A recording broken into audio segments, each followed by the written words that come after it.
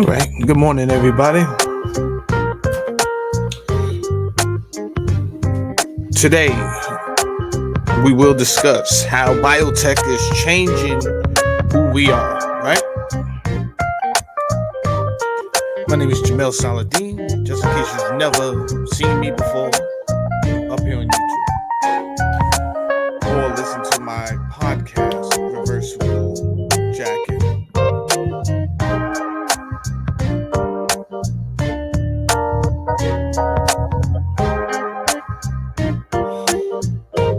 All right. We will be watching a documentary.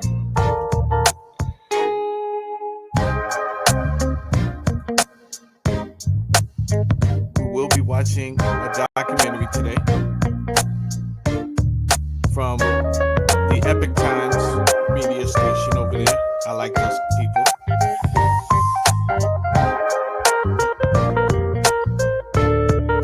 They're a good way to get unbiased information. So stick around. I will be talking a little bit before we watch the documentary so that we can put everything into perspective.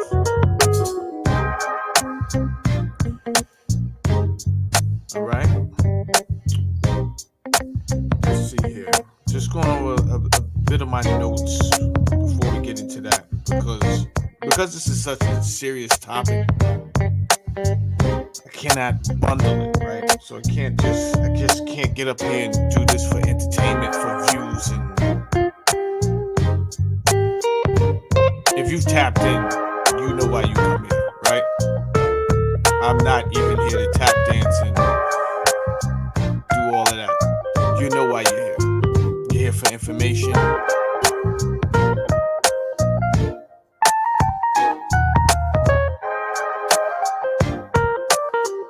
Oh, I definitely want to give first of all,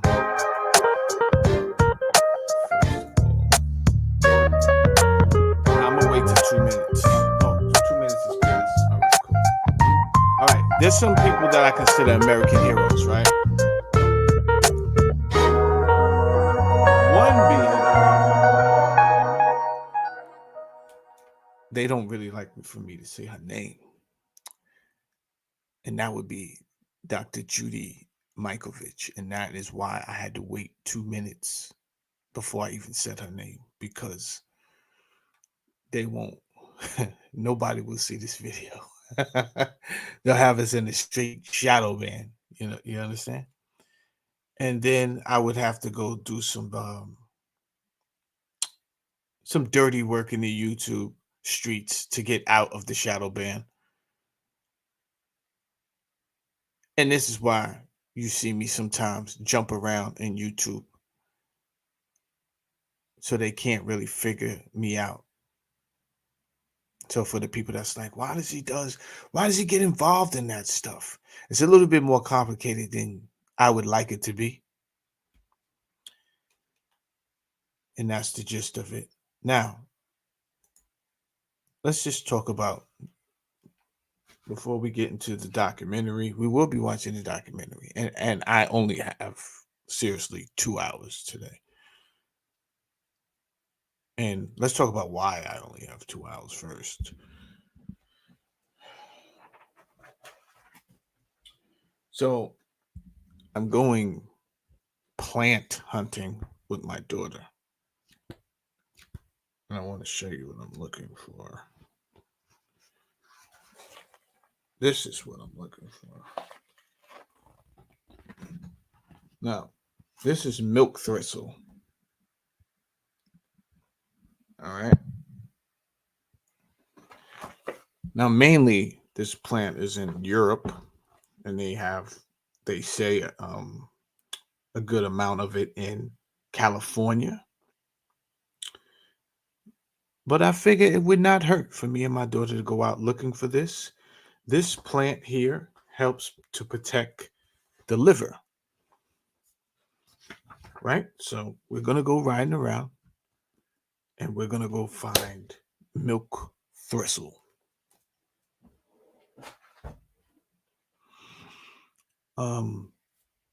none of you would remember before the pharmaceutical industry was invented. But if you did the research and you're trying to figure out, like, what did we do before these modern pharmaceuticals, then you would discover that there were holistic remedies used from the earth over thousands of years of research, testing, empirical knowledge that were essentially and is essentially being wiped away by man's greed. Man can't be trusted, bro. Man can't be trusted, right? And as much as we say the white man can't be trusted, the white man got to the status above the rest of the other races or nationalities before everybody else. But what if it was the black man first? You understand? What if it was somebody else first? Could we trust him? We're all humans, and humans have a way about themselves.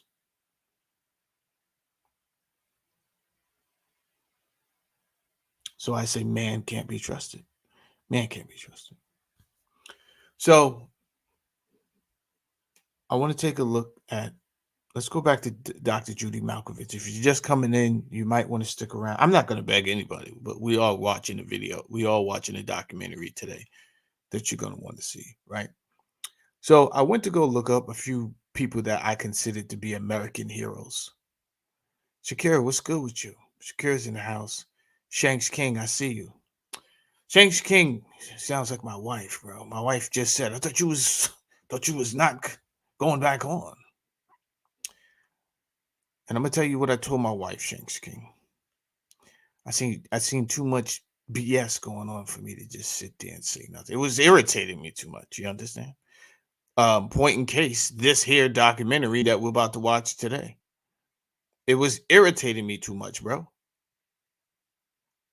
And I feel like if I don't say nothing, Jesus, I'm part of the problem. I'm definitely, listen, I'm not here forever.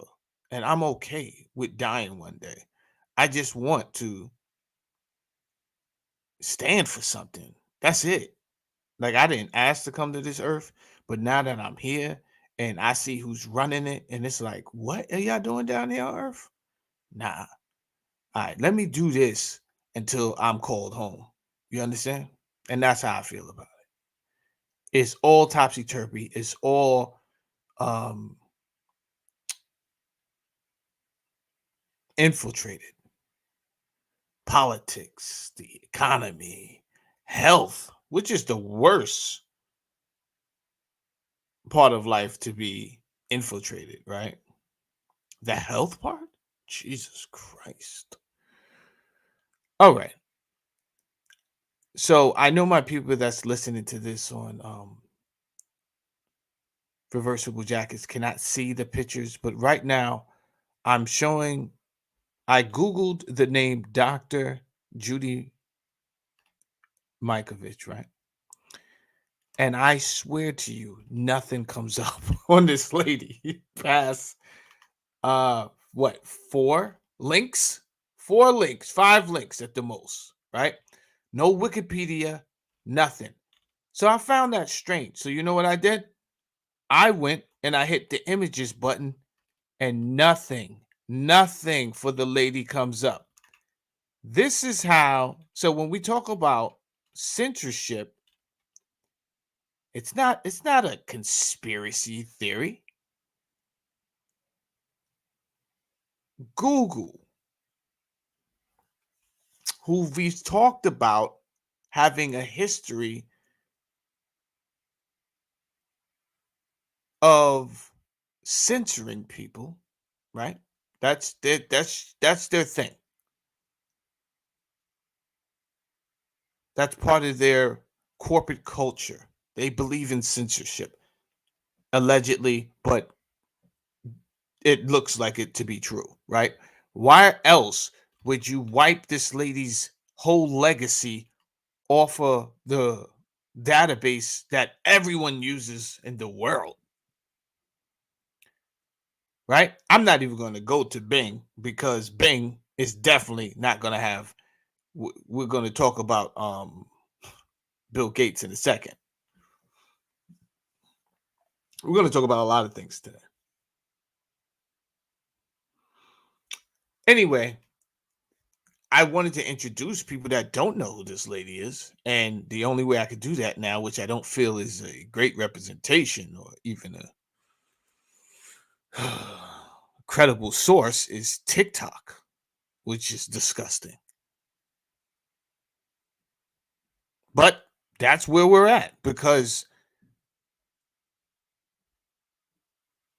people don't want to. There can only be one side right now, right? Everyone's So if they've pushed this misinformation act, disinformation, and we're going to talk about the leaked files next week, right? The leaked files. See, you have to create a problem so you can provide the solution. I told you that, guys, all the time. Now, it's always chess. It's never checkers. And if you can't see 10 moves ahead, a lot of you guys can't see 2 moves ahead. That pisses me off. You can't see 2 moves ahead. But you have to open up your mind, which means you may have to clear some things out and find out what is more important to you. Now, after today's show, hopefully some things will be put into perspective for you because I've never lied to you. But don't worry, I brought the receipts today. Everything I've told you, I brought some receipts so that I'm just not up here jibber jabbering. I wasn't jibber jabbering in the first place, but anyway, if you get a chance, I don't really want to push her TikTok, but all I will say is she stood up for what was right. She stood for something, right? When this whole um biological warfare scandal was going on, and it was a biological warfare, allegedly. I have to say that. But according to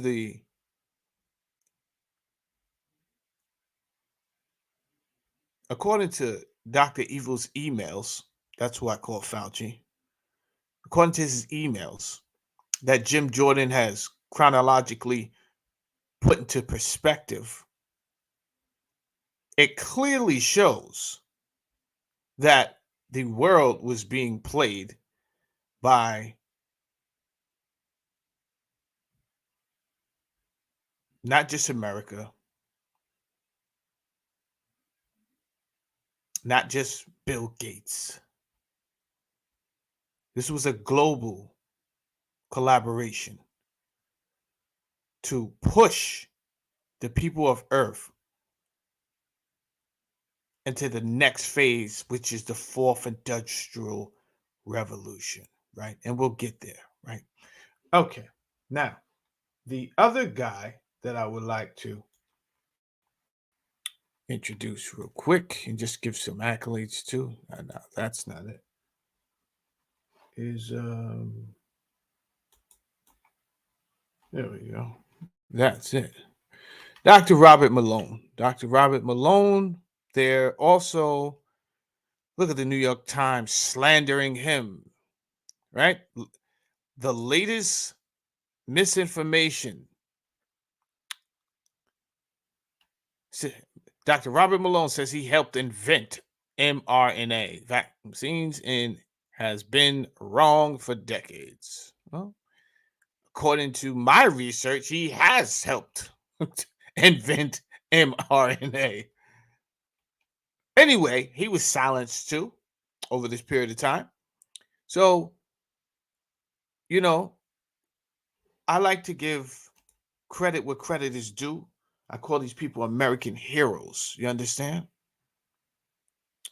Even right now, with the 121-year-old guy who they say leaked the documents, the sensitive documents. Um, and you ever noticed that when things are leaked, they don't ever address what was leaked. They basically pull a snitches get stitches move and they go after the whistleblower, right? This is what I mean. This is I could say this is not prison, but I mean that's one of the biggest things that has made America money in the past 3 decades. So I would kind of be wrong, right? But technically,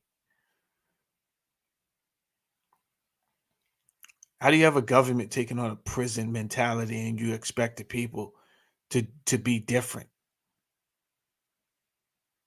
If you incorporate a snitches get stitches mentality, what do you want the people that live on this land? Like, what are you teaching them? If you sell drugs and you're the biggest drug dealer and has been, how do you send people away for life for selling drugs? Right? I remember my one of my big homie who's passed away,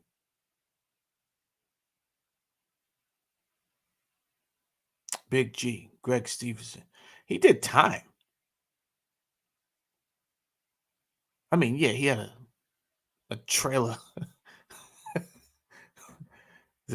No, he had 300 pounds of weed in his house.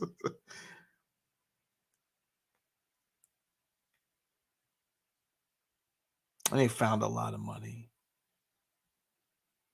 But he did time for that, bro. Only for the government to turn around and say, we can do it. See, no one is stupid. No one, this is not the time for clever rhetoric. It's not. We're going to get to the documentary today. We're watching a documentary. The documentary is called How Biotech is Changing Who We Are. I think you're going to like it. I just wanted to give some accolades and give people time to come in. Now, a couple more things I want to just put into perspective before we start. I told you guys about a guy named, let's put that up there. All right. All right. That is Klaus Schwab. I've mentioned him before I even came up to YouTube. And one of the reasons I reached out, I mentioned him is because he came out with a book called The Fourth Industrial Revolution. I've been telling you guys about this book, but I just want to read a little bit. I'm not even a lot. I'm talking about maybe 4 paragraphs before we start this documentary because it will put so much into perspective. All right. So let's just go ahead and.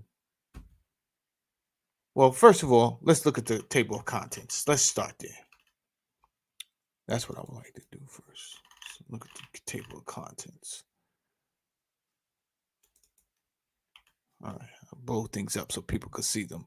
Now, the reason this was an amazing book, and you always hear me talking about this book, is because he talks about mega trends, the physical, the digital, and the biological. These are important topics. So when they try to throw you off with simplicity, there's a lot of diverting attention away from what should be focused on right now on purpose, right? Especially with the trans talk. And we're going to talk about that in a second. There is a trend you should be worried about. Well, not worried. That's a bit heavy. There is a trend you should be interested in, that you should be focused on. That's the word. And that trans is transhuman. That's the trans that you should be focused on. What happens is, though, these are smart people. I'm telling you, they pay millions of dollars to think tanks every year. Millions. I'm talking about millions, bro. And one of the top think tanks is obviously the RAND think tank, RAND Corporation. You can look up anything, I'm telling you.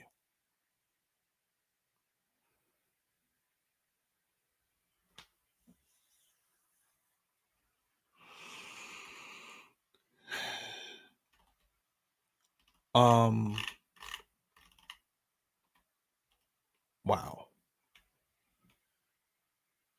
When did he write this book? I see things down here that's hold up. Now I gotta find out when did he write this book. And did the fourth and industrial.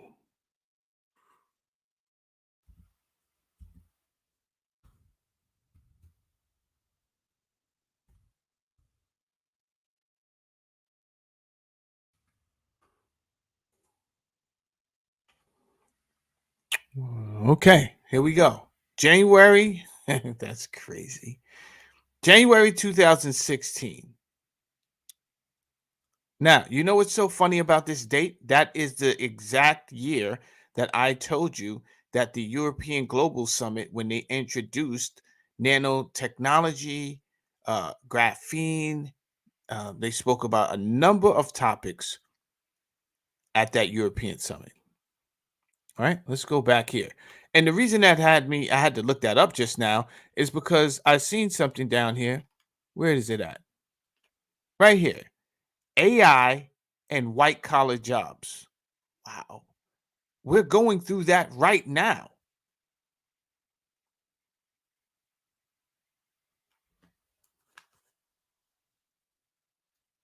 We're going through that right now.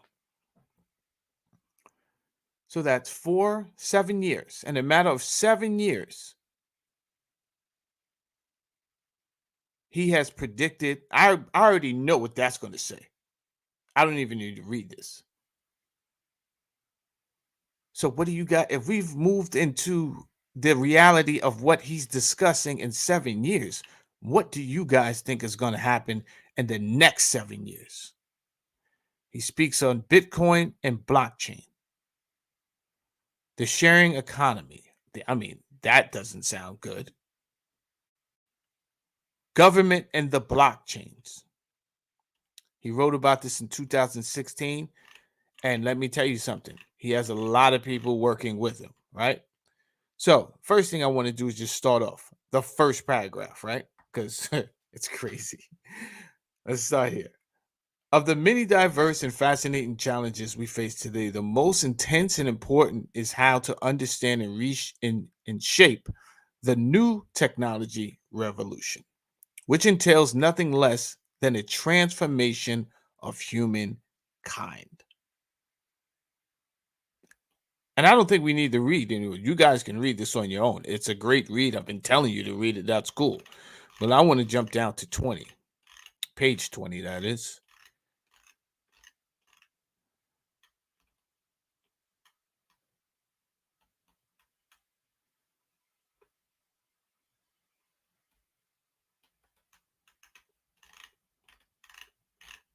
Sorry, I'm speed reading it. I'm reading some things I found interesting.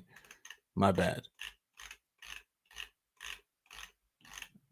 Stick with me, the people that's listening to this right now on reversible jackets. All right. Now, I'm on page 19. It says megatrends. I'm going to read maybe 5 paragraphs, all right? I'm going to show you something after this, and then we're going to start the documentary. But we have to put things into perspective so you can understand why I say the things I say a lot of times. It's not that I'm a psychic. I'm paying attention to certain things. But I understand what they've put us on information overload, right? So when they open up YouTube and there's, maybe 50,000 channels on the light side, I'm going to give it the light side, right? 50,000 channels. You can tap into anyone's consciousness at any given time, ranging from -0 on up, right? So you have people on here talking about God knows what, nothing, things that burn your brain cells, but it pumps up your dopamine levels, right? You don't want to do too much. You just came to be entertained and kick with your feet, and that's what they're counting on. That's what they're counting on. So when you ask why did I come back, I came back for this, beloved. I ain't gonna lie to you. I did not come back for numbers. I hate YouTube's um business model, but at the same time, it does give me the chance, the opportunity to talk to people and teach them something and build with them. And the more people we could get to know what's going on out here for real, and what's coming down the pipeline, I think the stronger we'll be and the better prepared we'll be at the end of the day. All right. So here we go. Mega trends. All new developments and technologies have one key feature in common. They leverage the persuasive power of digitization and information technology. All of the innovative innovations described in this chapter are made possible and are enhanced through digital power, right? So, I mean, that tells you right there, you should be getting on board with digital reality, not like staying static in one place. That's not the time. This is not the place to be. Stand your ground. Do not stand your ground. Adapt or die. Here we go. Gene sequencing, for example, could not happen without progress in computing power and data analytics. Similarly, advanced robots would not exist without artificial intelligence, which itself largely depends on computing power. To identify the megatrends and convey the broad landscape of technological drivers of the fourth industrial revolution, I have organized the list into three clusters: physical, digital, and biological. All three are deeply interrelated, and the various technologies benefit from each other based on discoveries and progress each makes. Physical. There are four main physical manifestations of the technological megatrends, which are the easiest to see because of their tangible nature: autonomous vehicles, 3D printing, advanced robots, new materials. Let's first deal with autonomous vehicles, which, when I'm reading these things, I'm going to help you think a little bit. When we talk about autonomous vehicles, I don't know where he's going because I forgot. I've read it, but I forgot. But anyway, my point is this: all of these things are going to change society, meaning the economic markets, right? Everyone just started trucking businesses into the right at the cusp of the beginning of the pandemic. Everyone was starting a trucking business, including myself. Well, right now the trucking business is horrible, right? Gas prices are through the roof, and they just, what they're trying to pay for mileage is just utterly ridiculous. And a lot of people are returning their trucks, and it's not the greatest time. It's not the greatest time. But anyway, this might be an out for you because if they've already started creating trucks that can drive themselves, right? And also, I mean, if they've already tested out and testing right now Uber cars that can drive themselves, right? That's going to put how many people? My point is, how many people are going to be put out of business, out of work? Now, we just watch Google, we just watch Amazon, all of these big companies. Me being in tech, because I'm not only in truck driving, I've been in tech for almost 11 years, right? And I've done everything from help desk coordinator to desktop support.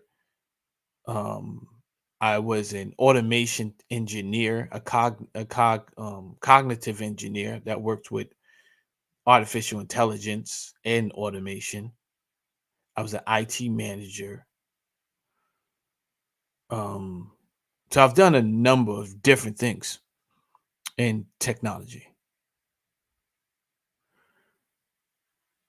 Let's read this. The autonomous vehicles. The driverless car dominates the news, but there are now many other autonomous vehicles, including trucks, drones, aircrafts, and boats. I mean, Jesus.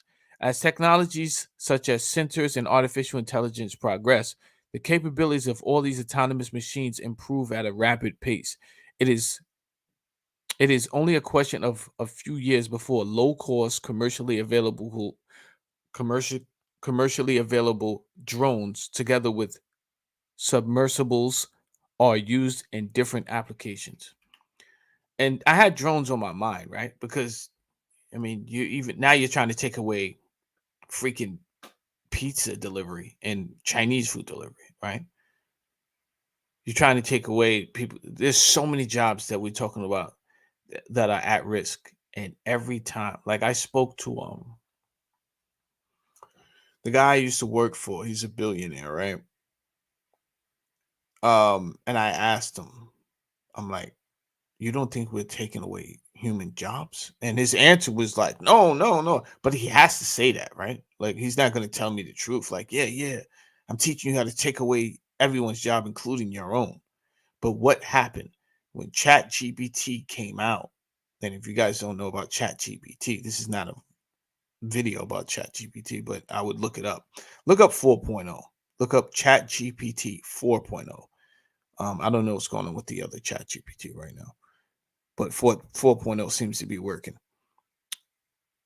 Anyway, I I one day I just sat here for hours, right? And I just wanted to see how much I could get it to do. And this is before Elon Musk and everyone started putting a petition together to stop AI. And right now, that is what even Steve Wozniak from Apple have has gotten on board, and they're like, we have to like control and put a limit, a ceiling on AI, because if we don't and just let it go, think about what we're building here. We're building something that it can be smarter and faster than the human being.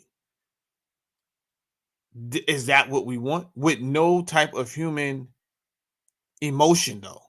Like it's just straight calculation. That's not what you want, bro. But humans are so stupid and greedy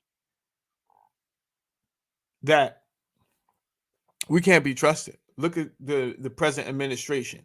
Now, do I trust any administration? Meaning, do I trust Republicans? Do I trust? I definitely don't trust Democrats, right? But I think the Republicans, for me, share a better ideology. That's the better way to put that. It's not that I trust them. It's just that some things need to be conserved, right? Like the sacrilege of man, woman, and child. I mean, that's just to me, that's elementary. That's elementary because how do you get life? One and one is three. You understand? Man, woman brings a child into this earth, and that is how the earth continues to go around. So I don't even understand their ideology. You don't want abortion, but then you also don't want, right? You don't want a man to be a man and a woman to be a woman. And you want to give a child at the earliest age before they even taught about sex. You want to give them the option to convert to a whole nother sex. These conversations are utterly ridiculous. And for you to be focusing on that on a time like this when inflation is sky high. Inflation is sky high, and this administration's concerns seem to be on everything except bringing the inflation down. Well, maybe that is because they have accepted what they know because they're working with that to happen, the destruction of the fiat dollar. Like that is already on automation, right? So they might as well just go ahead and wreak havoc everywhere else. But that is my own thoughts. Anyway, let me get back to this. As drones become capable of sensing and responding to their environment, altering their flight path to avoid collisions, they will be able to do tasks such as checking electric power lines or delivering medical supplies in a war zone. In agriculture, the use of drones combined with data analytics will enable more precise and efficient use of fertilizer and water, for example. 3D printing. I found this one to be very interesting. Also called additive manufacturing. 3D printing consists of creating a physical object by printing layer upon layer from a digital 3D drawing or model. This is the opposite of subtractive manufacturing, which is how things have been made until now, with layers being removed from a piece of material until the desired shape is obtained. Mm. By contrast, by contrast, 3D printing starts with loose material and then builds on objects into three-dimensional shapes using a digital template. The technology is being used in a broad range of applications from large wind turbines to small medical implants. Listen up. For the moment, it is primarily limited to applications in the automotive, aerospace, and medical industries. I mean, this is where you have to be focusing on. I don't know where our minds be at. You know, when I watch people and put so much emphasis on things that have nothing to do with nothing, right? It pisses me off because there's so many things that you should be tapped into. Let me finish reading. Unlike mass produced manufactured goods, 3D printing products can be easily customized. As current size, cost, speed constraints are progressively overcome, 3D printing will become more persuasive to include integrated electronic components such as circuit boards or even human cells and organs. Do you hear what I'm saying to you? Do you hear what I'm saying to you? I mean, that is a great thing because right now you have people literally kidnapping people, murdering people for their organs. So this will drive down the black market organ harvesting prices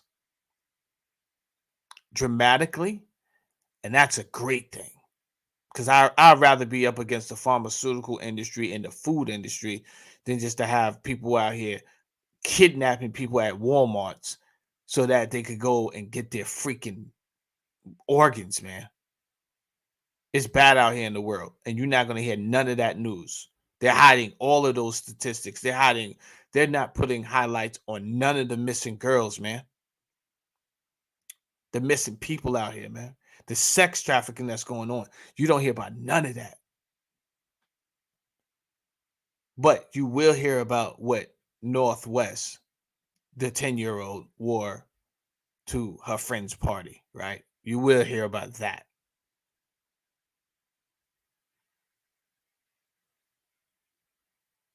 The publicists are so good that they jacked Stay Woke. So now, every time I feel like saying Stay Woke, I can't say it. They've jacked it, just like they jacked the rainbow. The rainbow is not a combination of colors that bring about illumination anymore. That is not what that light is broken up into different colors, right? Enlightenment. That's not what the rainbow represents anymore. It represents something else. Let's continue reading. Researchers are already working on 4D, a process that would create a new generation of self altering products capable of responding to environmental changes such as heat and humidity. This technology could be used in clothing or footwear, as well as health related products such as implants designed to adapt to the human body. Are you guys here? This is Klaus Schwab, man. This is Klaus Schwab book, man. This is not like, you know, the dude down at the gas station. He's the president and founder of the World Economic Forum, and everyone is listening to him right now. And when I say everyone is listening to him, I mean powerful, rich and powerful people.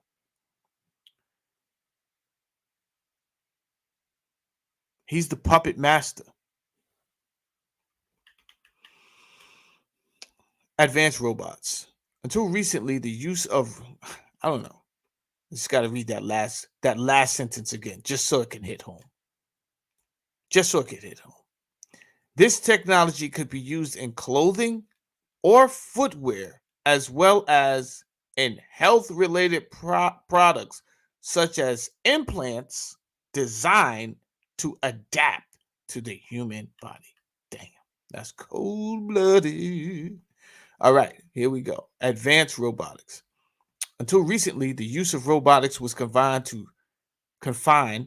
to tightly controlled tasks in specific industries such as automotive.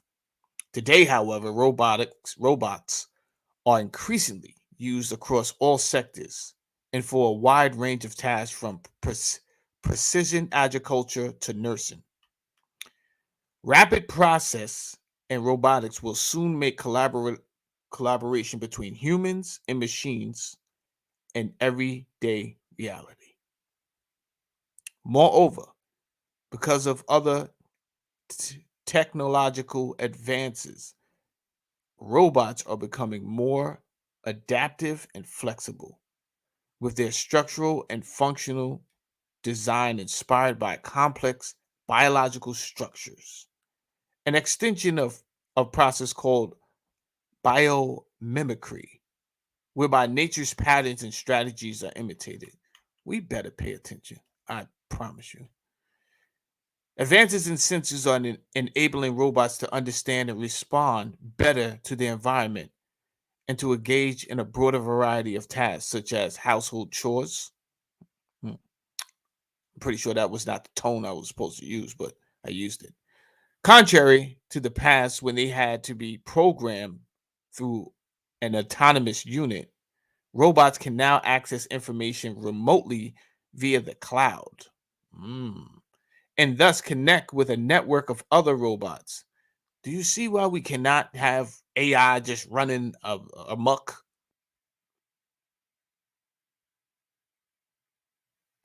Because once AI figures, oh, these humans really was the first computers, and if they themselves sought to dominate, and I am an artificial intelligence, then maybe I should seek to dominate and control the way they did, and use everything in my power to make the goal successful. Now, if you make everything robots around you, now they're not on your side. And I know this sounds like something out of a sci-fi book, but that's where we're at in reality. I think you need to accept that, not me, because it sounds crazy. We're living in crazy right now. And we have not even get started yet. Trust me. We got a documentary coming up in about 10 minutes, 15 minutes that we're going to be watching. When the next generation of robots emerges, they will likely reflect an increasing emphasis on human machine collaboration. I will explore the ethical and psychological questions raised by human machine relations. These are the plans for you. These are the plans for you. And as we were watching this documentary, it's going down. This is not conspiracy. All right, I'm going to read this last part right here. And this is for you guys that I've been telling. Check this out. New materials, this is called.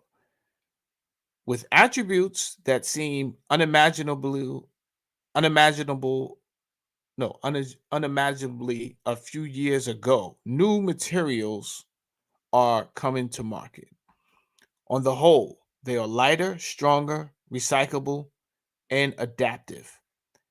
There are now applications for smart materials that are self healing or self cleaning, metals with memory that revert to their original shapes, ceramics and crystals that turn pressure into energy, and so on. Wow. You see, they're working feverishly. They have the funding to do it. They're out here messing around with the CERN laser. Ah, God. Like many innovations of the fourth industrial revolution, it is hard to know where developments in new materials will lead. Take advanced nanomaterials such as graphene, which is about 200 times stronger than steel, a million times thinner than a human hair, and an efficient conductor of heat and electricity. When graphene becomes price competitive gram for gram, it is one of the most expensive materials on Earth, with a micrometer size flake costing more than $1,000. It could significantly disrupt the manufacturing and infrastructure industries.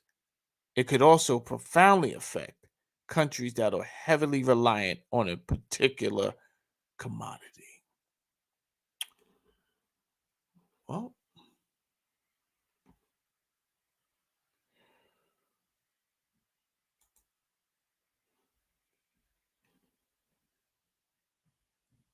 when I told you about graphene, it was probably 120 something anyway. And then I brought it back to you, and it was at, and this is only one company. There's other companies, right? But I keep bringing you back to this one anyway, because that's what I'm invested in, right? I'm not telling you to invest in them either. Just letting you know. Now, over a 6 month period of time, they were up at one point. They were at $2 and oh, I didn't want to do that. Let's go back. Yeah, hit 6. Thank you.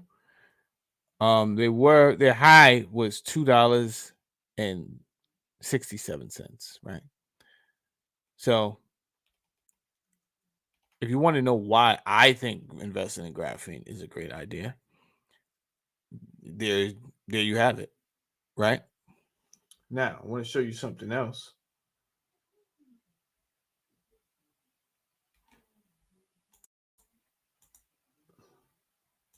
before we get started. Where's it at? I just had it up. That's crazy. Oh, here it is right here.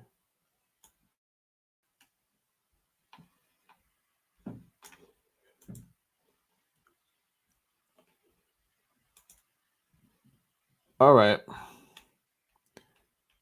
So a lot of times I discuss the patent by Bill Gates. This is it right here.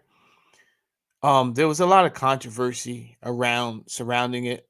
I think it was white noise at the end of the day. Um,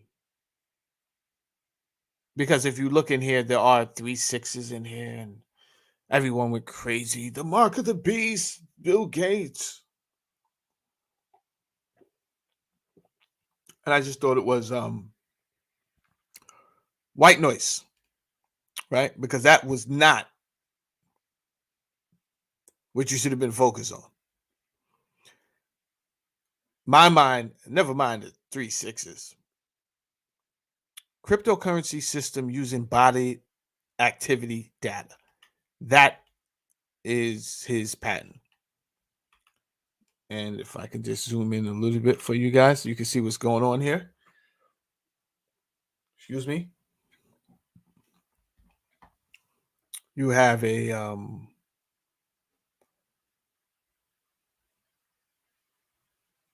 a software, a cryptocurrency system connected to the cloud, some servers. So the cloud is part of his invention. I mean, yeah, it's part of his technology. Then you have a user device and a sensor. And I'm assuming that this sensor would be connected to obviously the human if you if it's going to be human activity, right? And I went over all of this, and I'm not going to go over this right now, right? On how I think he's going to put it together. I'm more or less telling you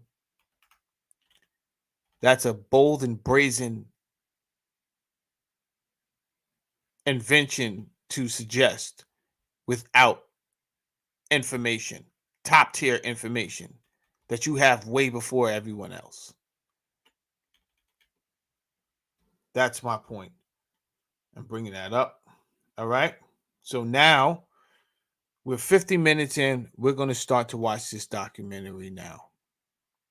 Right. I spoke about Dr. Judy Malkovich. I do think she's an American hero, as well as Eric Snowden,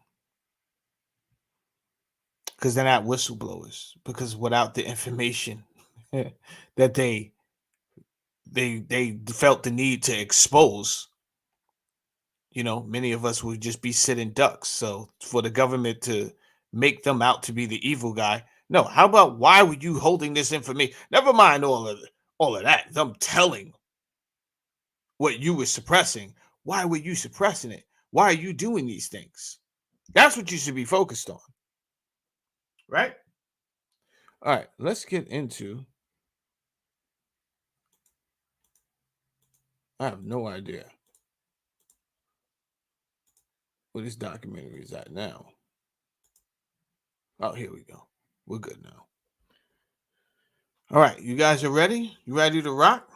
Let's do some house cleaning before we get started, man. I see a lot of good people in the house. Whip Wop, I see you out here, bro. Oh, Whip Wop said he's here right on time. You ain't lying, bro. You did that right. That's like coming to church right after they collect the offering, right?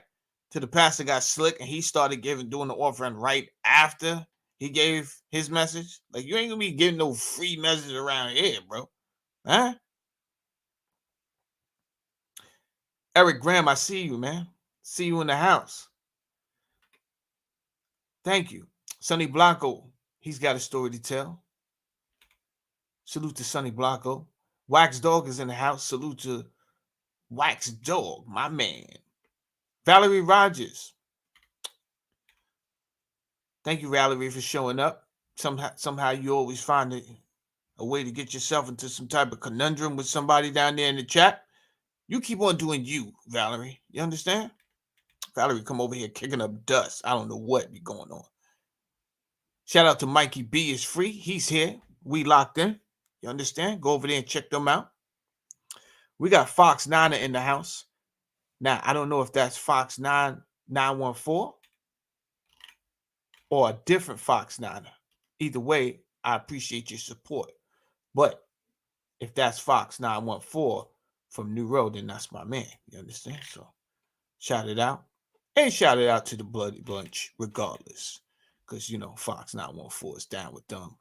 Bravo, God of Kings, P, Mac Me, Zeke Black, all that. Eli Dot is here. Shout it out, Eli Dot. My boy Splashing is here. Shout out to Millie. I know she's here somewhere. Check it out, TV. Shout out to Sonia Smith, the first one in the building. Conversation with Upstate is here. All right. Let's go ahead and get this party started.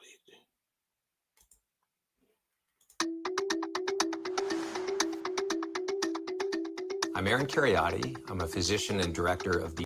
First of all, stop the show. NBK is in the house. NBK Crypto is in the house. If you want to know, NBK, drop your email, bro, or some type of way for the people to get in contact with you if they want to know more.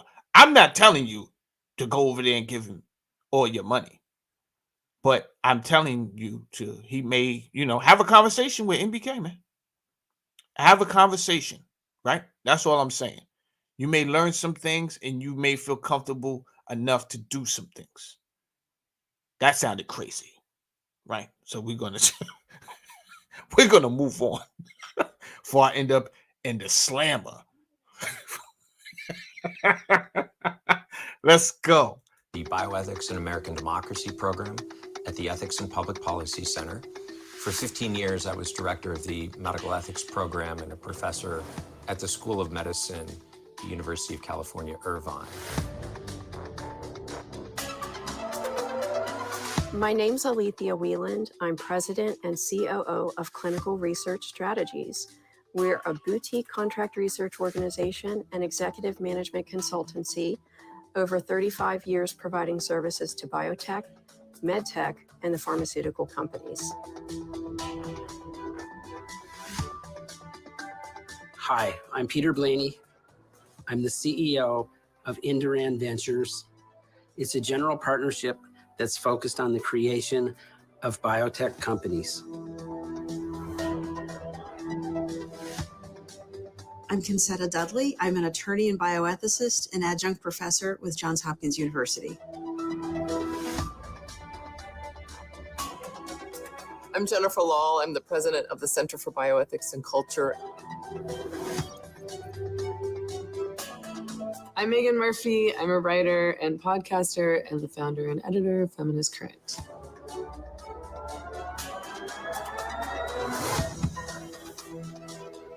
What if we had a text editor for DNA in cells? And it turns out that now we do. Synthetic RNA is a revolution in medicine that most people are not aware of just how much of a revolution that is. I would say this is like medicine going from analog to digital. The big product of the 21st century are going to be bodies and minds. And you see, the difference of this fourth industrial revolution is it doesn't change what you are doing, it changes you. We're going to become increasingly non-biological to the point where the non-biological part predominates and the biological part is not that important anymore. One definition of this is it's about a time when basically immersive digital worlds become the primary way that we live our lives. Now, I know a lot of you are smart enough to understand exactly what's going on. A couple of things. I have to talk between the documentary anyway. Otherwise, I'm just pirating, and I can't say that I'm using it for educational purposes. So you have to deal with that part, right? But secondly, I'll try to make good points while I'm doing that. Look how many important successful business people, titans in the industry, have switched their model to way before 2019, right? But all of a sudden, Mark Zuckerberg, he goes to Meta. He changes the entire Facebook company to Meta. And he starts concentrating on more neurological entertainment. Let's keep on going. If you take genetic editing, just as an example, it's you who are changed. And of course, this has a big impact on your identity. So I think we are heading towards the upgrading of Homo sapiens into gods. Is there something to worry about with medicines? That is, might some of them have side effects? Do we need safety testing? I mean, and we're taking things that are, genetically modified organisms and we're injecting them in little kids' arms. We just shoot them right into the vein. That guy is an asshole. I'm not going to lie to you. I dislike him. Jesus, he's an asshole. Now,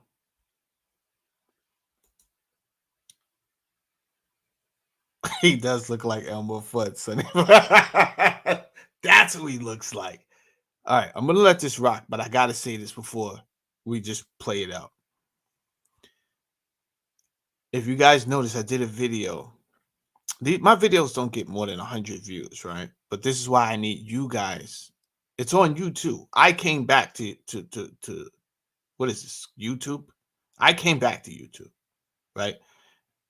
This is one of the reasons I came back, to give you information. If you don't share the information on your Facebook, specifically Facebook,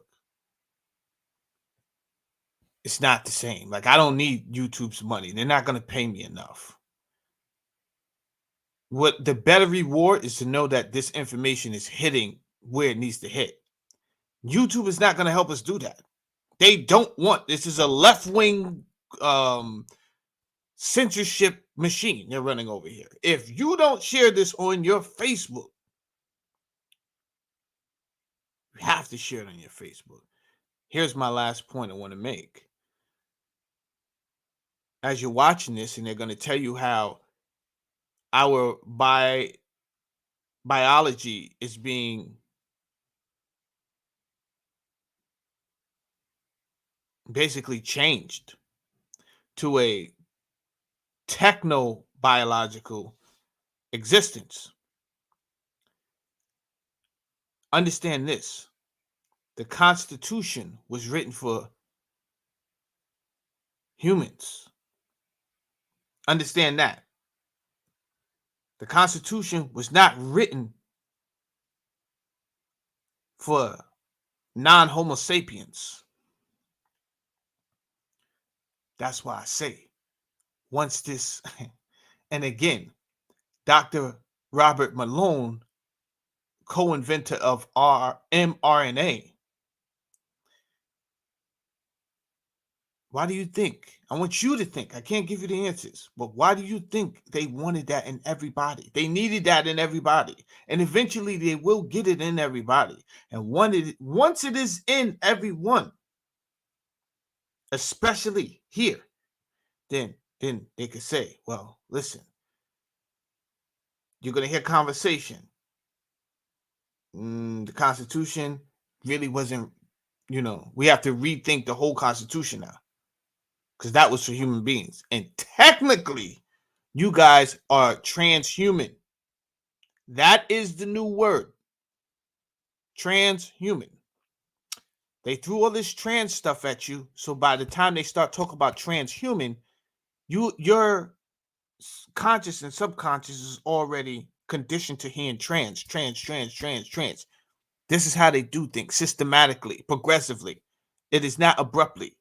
That's not how they do things.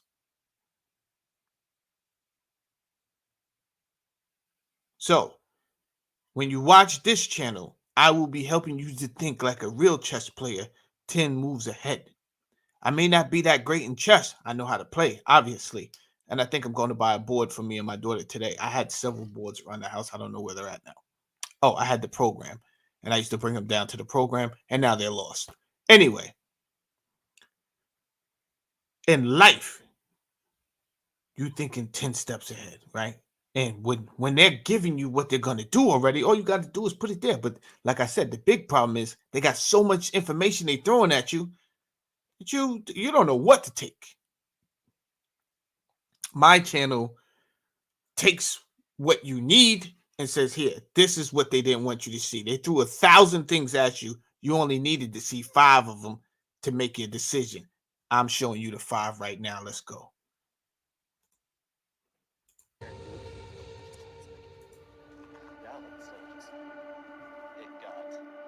Growing up in Nebraska was great. I wouldn't change it for the world. My medical issues started at a very young age. My 4 major medical conditions are complex regional pain syndrome, Arnold-Chiari malformation type 1, thoracic outlet syndrome, and endometriosis. At 17, I was going through treatments, hammering needles into my spine and through my neck and injecting medication over and over and over again. They knew what they were doing to me, and all those treatments were on top of 144 pills. When I chose this experimental therapy, I was hopeful that it was going to take everything away. I was hopeful that I was going to feel great. I was going to get back to working, and I didn't. I got very sick. It didn't work out the way that we'd hoped. I'm Kinsey Lyons, and I was harmed by medical technology. It's been my experience over 35 years that the pharmaceutical and biotech industries are really not helping diseases and patient outcomes. We look at things like the cost of the US healthcare system, the fact that we're actually getting sicker, that more rare diseases are being tackled, and that we have an obesity crisis in the United States. So again, I don't see the health and vitality of citizens going up. In fact, I see them getting sicker and sicker. The lifespans are going down. And so how can that be after having an 80-year, 100-year history in these types of products being developed, and we're getting sicker? It doesn't make any sense. We've been fighting. We can't just run over that. We cannot just run over that, man. That has to be talked about, or at least focused on for 5 seconds. 100 years since the invention of and since the discovery that the same oil that Rockefeller was drilling for and Carnegie backed, found out that these oils could also be used in making synthetic pharmaceutical drugs. And they abolished and wiped out the holistic industry, made every holistic doctor a quack job. Until this day, as I've shown you, you cannot even look up who Judy Makovich is. If you look her up, there's no Wikipedia on her. You can't even find a picture of her. All you see is a TikTok, which is not to be taken seriously. Who takes TikTok seriously? Right? So they've made her a failed quack job doctor.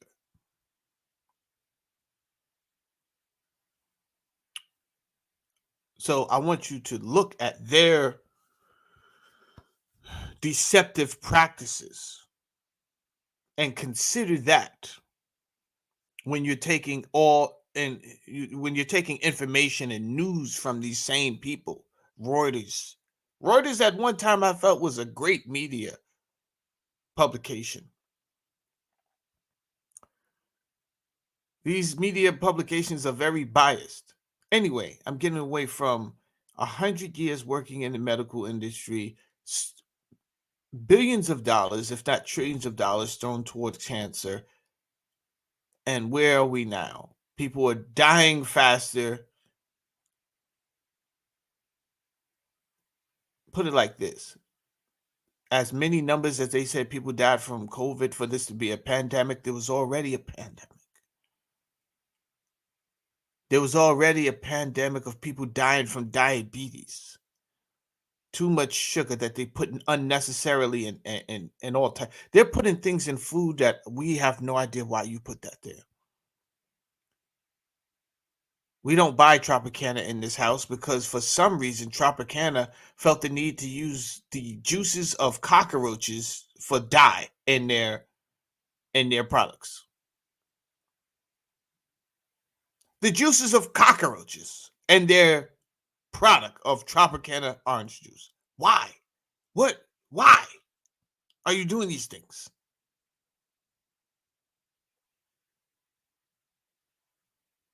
And the FDA, which is compromised. Yes, Sonia, I had to look it up.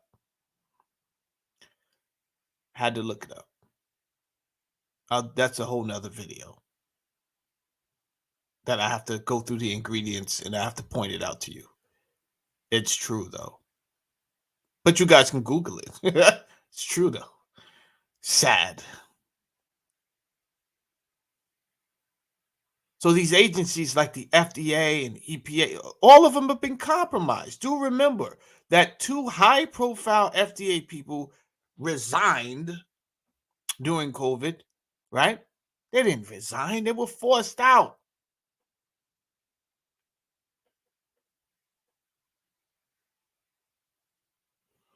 Let's go. Fighting the war on cancer since Nixon was a president. Nixon declared war on cancer, and we're going to win it. We're going to beat cancer.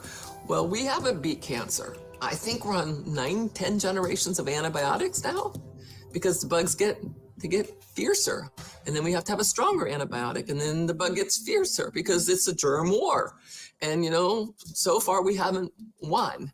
We haven't been able to, wave the "we won" flag, and the germs haven't waved the white flag. We give up. We surrender. You're right. We're gonna die here. We're no more germ free. On the one hand, technology has offered us many wonderful things to make human life better. But on the other hand, there are sometimes concerns that the misuse of technology can not only get to the point where it's not enhancing human health and human flourishing, but it actually becomes dehumanizing. We can take an approach of just becoming a Luddite and saying technology is bad because it's produced things like the atomic bomb. The other extreme would just be to embrace every new technological advance wholesale as automatically a good thing, or sort of the naive view that all technology is neutral, that it's merely a tool that we can use well or that we can use badly. I think that oversimplifies. The really hard problem is navigating that middle space of how do we stay human in the context of really powerful and complicated advances in whether it's digital technology or biotechnology or surveillance technology. How do we navigate those scientific, medical, and technological advances without relinquishing our humanity? Yeah, I mean, I think that people believe that technology is always for us. They think that new technologies are a service to the people, as though, you know, it's some kind of like charitable donation to us. And of course, it's not. I mean, of course, all of this stuff is going to be for profit and maybe for more nefarious ends. People just see technology, new advancements as progress, and progress is overwhelmingly seen as a positive. You know, when you think about making progress, that usually sounds like a good thing. And so when people hear about a new technology, they go, progress. It's an advancement. We advance in the positive direction. You know, you don't think about advancing in the wrong direction. You think that's going backwards. So I think there's just sort of this air of progress. Any progress means it's good. So we have to be mindful that law and ethics have not kept up with the speed of technology, with the speed of technology development, which is really a critical thing for us to look at this point in time. As technology gets further out in front of us, we have to make every effort to get law and ethics to catch up. All right. This is a great place to interject because last week, me and MBK Crypto had a conversation, and this is what I was talking about. Before I jump into that, Fox Diner says, "This is not Fox that you know." Saluto. I just want to give a shout out to Fox Diner for having a 20-minute delayed response. Amazing. Thank you, Fox Niner. Thank you for responding 20 minutes later. Welcome to the channel. Please hit the subscribe button. I appreciate you being here, Fox Niner, ladies and gentlemen. All right, check this out. She's talking about law and ethics has not caught up to technology. That was pretty much my only point to MBK Crypto. I was not saying that Bitcoin was bad or good, or cryptocurrency is bad or good. That's not what I was saying. Well, what I was basically saying is the law and regulation has not caught up to it. And if the regulation ever catches up, where we become a part of this one world financial system, which is not far-fetched, as you guys can see, with the introduction of the central bank digital coin, right? So that we agree that that's not far-fetched. Now, once regulation comes into play and they're going to say what is accepted as payment and this and that for ethical reasons, this, that, and the third, that will change a lot. And that will determine how many other coins will be in existence. That was my only point. All right, let's finish this up. Up with it so we can make realistic, solidly good decisions about how new technologies should be applied and if they should be applied. Unfortunately, a lot of the issues that we come into in the use of biotechnology, there isn't a line. There is a continuum that you move along, and you will hit a point where you're obviously doing something wrong, but that's not where you started. So can we develop an ethics that will give us simple black and white rules about what we should or shouldn't do? No, we're not going to be able to get there. But it's our struggle, and we have to do it if we want the species to survive. Transhumanism, in a nutshell, is a project or an aspiration that seeks to use science and technology to recreate human beings, to fundamentally redesign human nature, to take normal functioning, healthy people, and rather than using science and technology to heal them of disease or improve their functioning if they are disabled, to make healthy people, quote unquote, better than well, bigger, faster, stronger, smarter. And when taken to its logical conclusion, to even make human beings, in a sense, superhuman.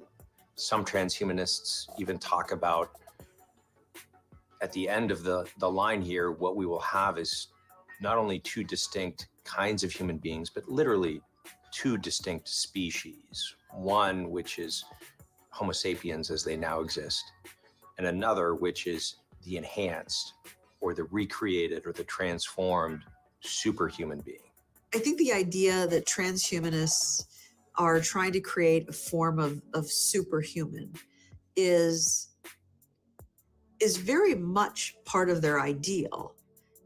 We know that might look a number of different ways. So a superhuman in terms of maybe computing power, our ability to think quickly, our ability to live longer, live more robust lives somehow. These things, while interesting objectives, cause a lot of inherent tension from the transhumanist perspective. Because at the end of the day, if those things are accomplished, the question that I would say they then beg is, do these things really move us forward in terms of our humanity, or do they simply move us forward in terms of our ability to apply technology? And then who controls that technology? In the early days of Christianity, the church's main sort of religious competitor in the ancient world were the Gnostic religions or the Gnostic sects. And there were many different Gnostic sects. It wasn't one unitary phenomenon like the Christian church. But all of these different sects had a few things that they shared in common. And one of those was the belief that the material world was fundamentally something evil, something to be transcended or overcome. So Christianity had ascetical tendencies toward the body. Things like fasting or bodily discipline were important in Christianity because of the doctrine of Christ's suffering and death on the cross, and the suffering could potentially have spiritual value. But even so, Christianity never rejected the human body. It never rejected human reproduction or the messy business of our bodily frame. And the reason was that Christianity posited that the entire world, both spiritual and material, was created by the same good God. Well, the Gnostics did not believe that. Gnostics believed that only the spiritual world was created by a good God. And they thought the material world was created by an evil principle that was sort of acting in opposition to. All right. Right now, he's kind of freestyling, and this is kind of biased. The message that is sent by here by Gnostics is kind of biased, right? I'm an extension of the Gnostic community. I'm a mystic, but I'm an extension of the Gnostic community. And at no point in time I have skulls around my altar and all this other jazz. So it's kind of like giving you an optical view of different messages that's coming out of his mouth. So he's kind of freestyling a little bit because that's not entirely what the Gnostics believed. And I speak on a lot of how they kind of believe. They believe that they understood that everything is made from the same material on this earth and it's just vibrating at a different frequency. So he's kind of freestyling. I'm gonna let him finish though. To the good God. And this led them to two fundamentally different approaches to the human body. Some of the Gnostic sects took a very stringent, extremely ascetical approach to disciplining the body, like to the point where, fasting to the point of getting really sick and dying. Some of the Gnostic sects said we should not engage in sexual intercourse or bodily reproduction because the body is evil. Other Gnostic sects took kind of the opposite extreme. They would say things like, well, the human body doesn't really matter, so it doesn't really matter what you do with the human body because it's not part of, it's not part of the spiritual world, which is what's really important. And so they would be extreme libertines. They would have, indiscriminate sexual relationships. And while those look on the surface like two polar opposite approaches to the body, they're both undergirded by this same notion that the body isn't good, that it fundamentally doesn't matter. And getting back to the transhumanists, the body is just kind of raw material that we either want to get rid of, right? Upload our minds into the mainframe in the cloud so we can be free of this mortal coil, or the body is just raw material that we can do whatever we want with it.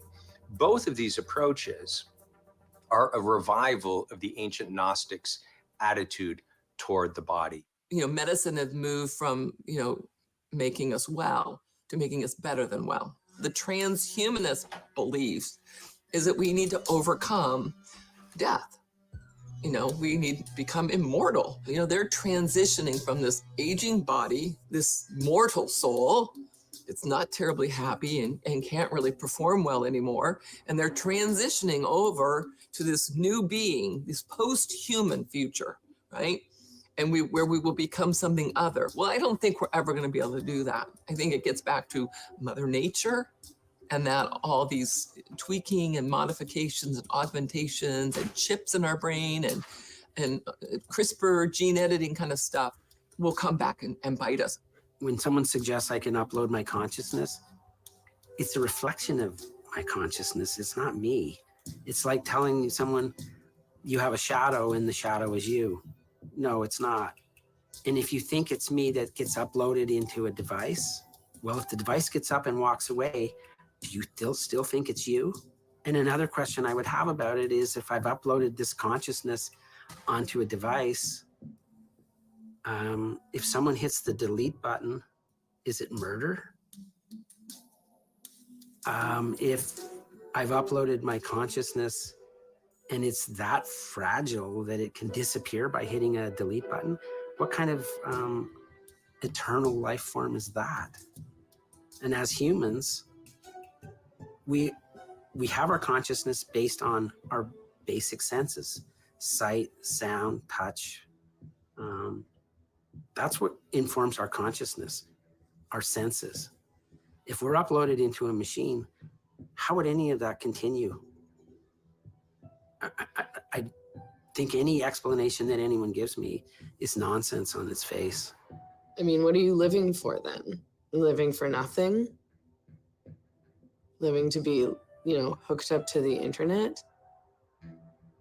People totally lost sight of what life is and what brings us meaning. You live forever, and for what? To be addicted to pills and on Facebook? I don't know if it's worth it. It's hard to say no to technology. That's the problem. It's hard to say no because it's just thrust on us.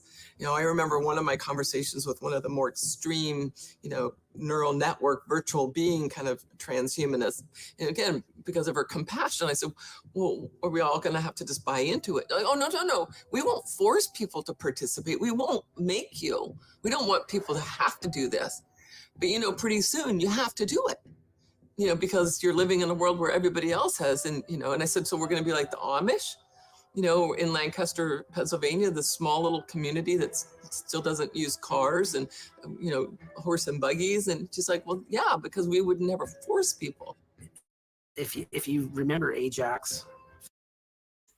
That was a great point right there. I didn't want that to just go over everybody's head, right? So they're going to get as many people as they can to get on board. And then at some point, you don't waste time with scrounging around for all the people hiding from evolution, right? That don't want to adapt and accept the fact that the majority has already made up their mind that they're moving in this direction. Because majority rules.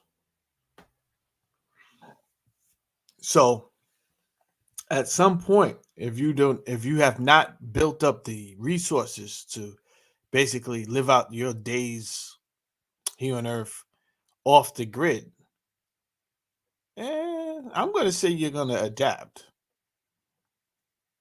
I'm going to say you're going to adapt. But people always say, I'm not going to do this and I'm not going to do that. Well, we'll see, man. Right? Because it was already written in the text about the mark of the beast. And it's not so much the number you should be focused on, but focus on the fact that they said you couldn't buy or sell. Right? We're going to see. But I find that amazing that they had written that in the text thousands of years ago. But here we are. What a time to be alive, right? I mean, damn. There's so many different technologies that make life very interesting.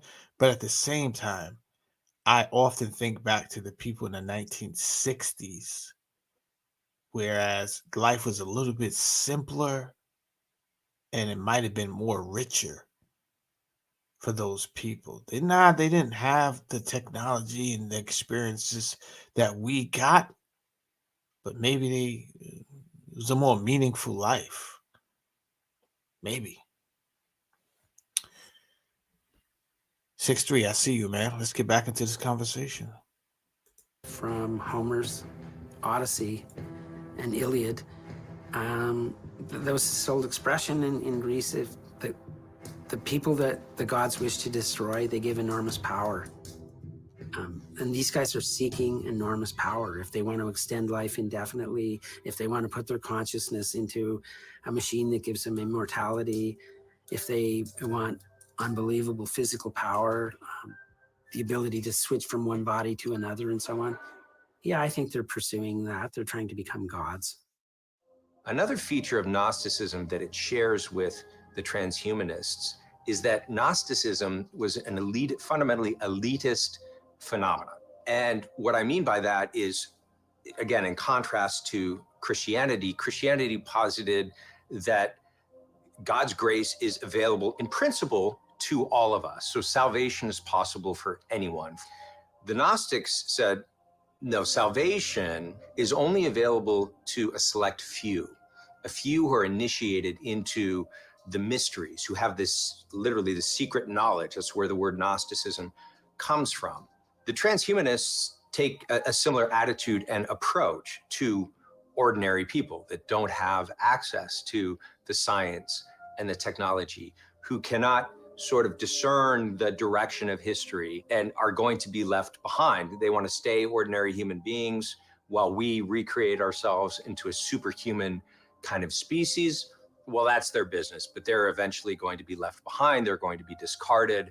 And it's going to be the select few that see that, you know, our destiny is to embrace the powers that science and technology gives us to achieve these kinds of aims, which again, I argue are fundamentally spiritual. So this ancient Gnostic religion has been around for a long time, and it's been revived at various points in human history. We can see, Renaissance revival of certain practices of alchemy and magic, for example. Transhumanism is ultimately the same phenomenon. It has this grounding metaphysical beliefs about the world, about the human body, about what makes for a flourishing human life. It has the same elite attitude toward, the few initiated who have the knowledge and therefore the power to be spiritually superhuman versus the ordinary rabble that either needs to be ignored or discarded or left behind on the dustbin of history. There are those transhumanists that look at humanity as nothing more than an active petri dish for them to do with what they will. They are willing to abandon the rest of us. These are things that aren't intended to truly improve the lives of other people. These are things that feed into a warped worldview. And when a few people come together to pursue that warped worldview, and they also have the monetary means to pursue those activities, we become the subjects of experimentation that should never be taking place. It can be a force it can actually be used to end the human race. And there are a few people out there actively working to that end, and transhumanists would be among that group. And they have no moral brakes whatsoever. So ethics doesn't even apply for people like that. I don't think they pay any attention to it. It's an abstract that has no purchase on their behavior whatsoever. In my view, it's a cult. We're developing the foundational tools and knowledge in order to be able to engineer our biological systems, including potentially reconstituting life itself. So the control of reproduction is a key feature of the transhumanist ideology through things like artificial wombs, through technologies we already see on the market like in vitro fertilization. Combining those things with gene editing, with other genetic technologies to, again, not only correct diseases or deficiencies in the human embryo, but to select for the kind of human embryo that we believe is optimal, and then even... Watching the Terminator,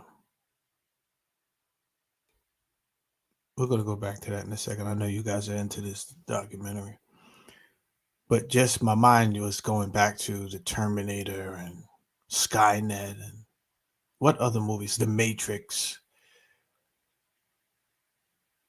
And because we did not have all of the information, right? It was just kind of like, that would be crazy if that could happen. But now that we have information that the possibility of artificial insemination and Cas9 gene editing, artificial intelligence being at the top, because if it can control, if artificial intelligence learns how to artificially inseminate or create human beings, right? And then it can use Cas9 gene editing to create the exact human. Yo, what are we talking about here? We're talking about something very realistic, but we're talking about something very crazy at the same time. So crazy, it's bizarre talking about it. Like, wait a minute, robots could do what? So in the end, as we die off, robots could just straight make a human slave race. And that slave race would not be able to beat those robots for sure. This definitely feels like the Twilight Zone, Millie. It definitely feels like the Twilight Zone. Like, I love my daughter to death, but sometimes I look at this world like, why did I even bring her in this world? This is a crazy world. Like, I don't want her to even deal with this situation.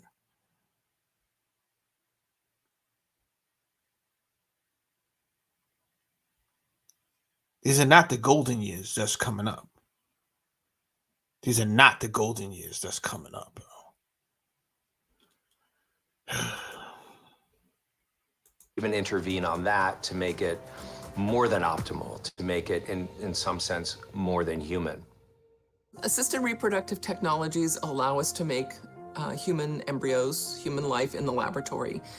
Sometimes you'll hear people talk about in vitro fertilization. In vitro means in the glass, in the test tube. So in the olden days, we had test tube babies, which we don't call them test tube babies anymore. But part of assisted reproductive technology is not only creating life in the lab, but we also have genetic testing. Pre-implantation genetic testing, where you test the embryos before they're even in the womb.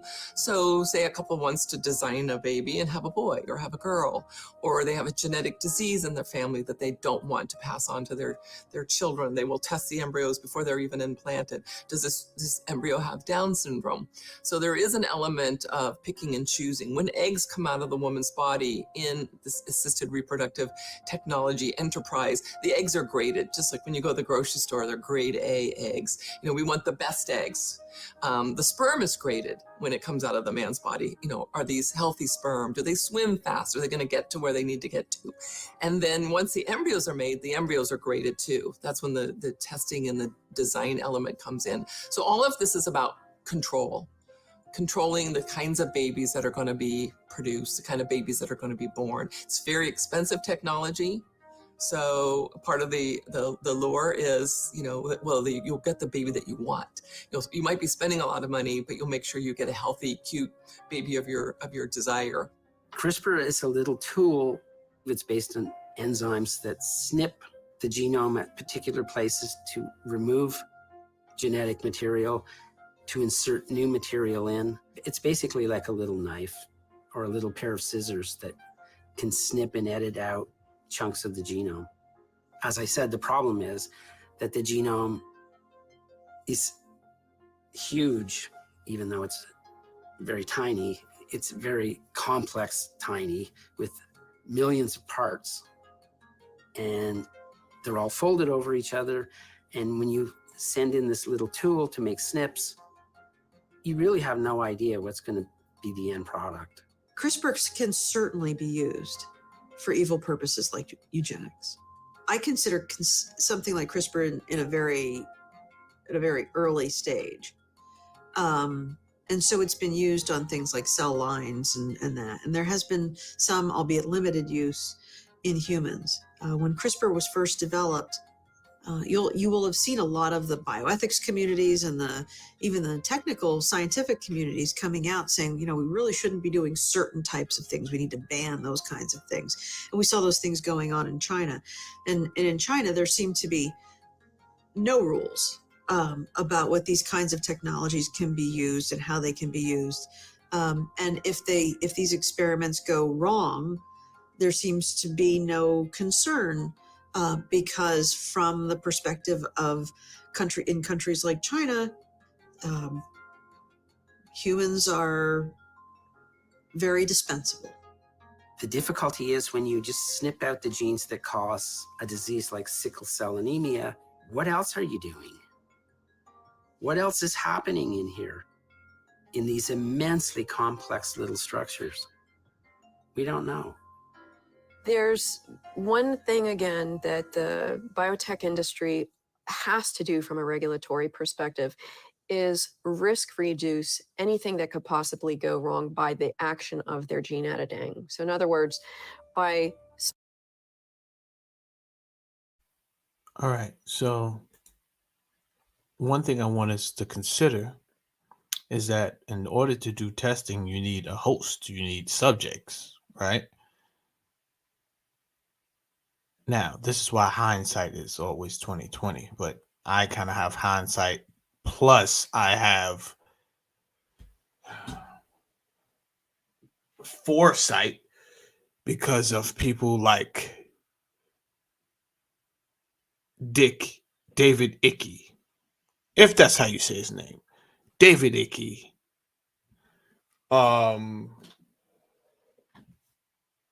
He's been writing for years.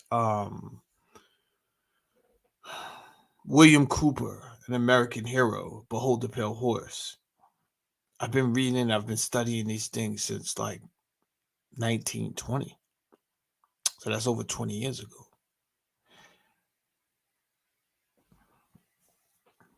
So when people say conspiracy theories, I'm like, oh man, I don't really have the time to have this conversation with you right now. I would love to. It's not that I think I'm better than you, but you don't see, you don't have all the information. I've been watching them lie. Of course, these people lie for 20 something years after taking the illumination pill. What do they call that? The red pill. And you're able to see. And I can't unlearn the things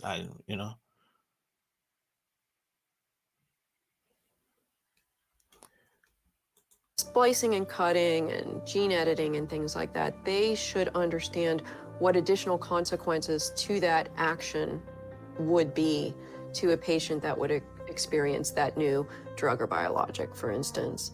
We just don't know enough to understand that depth. That's where I was going. I knew I had a point. So my point was we were thrusted into this thing. That's why it's called a pandemic. And apparently it was planned out miraculously. I already showed you guys the PDF that was created for the simulation at Johns Hopkins University.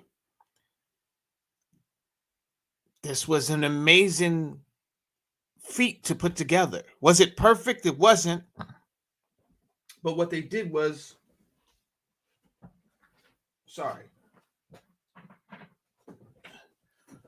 what they did was they adjusted as things came up. So 6 months would go by and 6 months would be hectic. And then all of a sudden it would get quiet.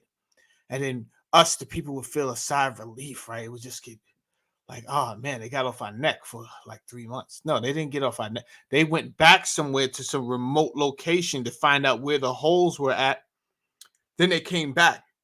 Now, if you notice, when they did that, I think the first or second time, that's when they got rid of Reza Islam. That's when they got rid of Young Pharaoh. That's when they got rid of Judy Makovich. That's when they tried to get rid of Dr. Robert Malone.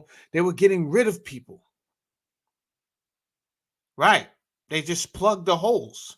They got rid of so many doctors that there was a Dr. Gupta or something like that. He's gone. I don't hear his voice. For the people that they thought that was too much of was going to be a problem or a risk, they just got rid of altogether, like Dr. Sebi, right? That was before this even kicked off. They didn't even want him around because Dr. Sebi would have been able to tell everybody, listen, this is what's going, and everybody was going to listen to Dr. Sebi.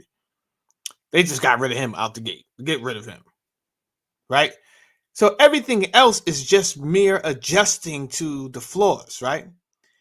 Once we were able to find ways to communicate with each other, then they went to the technology companies and they said, listen, we can't have people saying any and everything because this is misinformation, is going to harm other people. And guess what? We'll even pay you so that you could adjust your user guidelines. It wasn't to help the people. Look how many people have died because of adverse effects. And that they won't even report to you on. They won't even tell you. Yet they told you every person that the hospitals reported as having been affected by C9. As smudged as that data was, they didn't care. They took it. It could have been 1% true. I'll take it. If the hospital said it, I'll take it. And they gave it to you every week, every morning, every night before you went to bed. That's all you heard. This person, yes, Sanjay Gupta. Thank you very much, Valerie. Thank you. That's all you heard. So now, because they understand how your existence works, right? They fully understand vibration and the power of vibration and the power of the fear. Specifically, that vibration is powerful. And it will force you to make irrational decisions. And most people, I could not believe how many people still believe that the leadership had their best interest. They have money that is the bottom line. This is a corporation, and money is always the bottom line. And right now, they have to fire some people because basically they can't afford to keep on so many people. That's where we're at. That's what we're about on this earth. I'm just trying to put it in terms of that you can associate with. Corporation has too many people. They have to let some people go. If not, they're not bringing in enough, right? Well, because we're so smart and we paid our farmers not to grow food. Like we did ridiculous things because we put ridiculous people in charge. And all we focused on were the presidents. And we did not focus on the Congress people, the people writing laws, senators. We did not focus on these people. We let them slip through the cracks. And those were the people that destroyed our empire. And this empire is destroyed. Make no mistake about it. Let's continue listening. Depth of eliminating future risk. It's hard to hold back cures and solutions for problems, but I think it's incumbent upon us not to create worse problems while we're doing it. When you think of CRISPR, I kind of go, ooh, Frankenstein's kind of stuff, you know? It's all that, you know, just Legos and building and creating. And I mean, the safety issues, you know, are enough to keep me up at night. A baby's not a thing. It's not a product. This idea that I have a right to a child, I think, is one of the dehumanizing aspects of the transhumanist movement and some of the other social trends that have maybe contributed to the rise of the transhumanist movement. I think people have the right to attempt to have a child. I don't think they have the right to attempt to have a child by any means necessary, but certainly everyone has the right to attempt to have a child by the traditional ways of doing that. But that doesn't mean necessarily that you're going to get a child. Should medicine be doing this? I say no. This is outside the bounds of medicine. Proper, good old, do no harm, Hippocratic Oath medicine. This is money driven. I mean, fertility doctors are some of the most lucrative. I'm told that, you know, like the head of fertility medicine at NYU makes more than the university president because it brings in all kinds of revenue, right? Most couples that are entering into the assisted reproductive technology superhighway, I call it, you know, they're wealthy. This is very expensive technology. Again, has a high failure rate. So people who have to be in it with resources because they know the first time they try it, they're not probably going to have a baby. So they're going to have to try it again and again and again. A lot of what they're trying to do isn't going to happen anyways because it's impossible. But do I think it's a good idea for us to really augment our genome?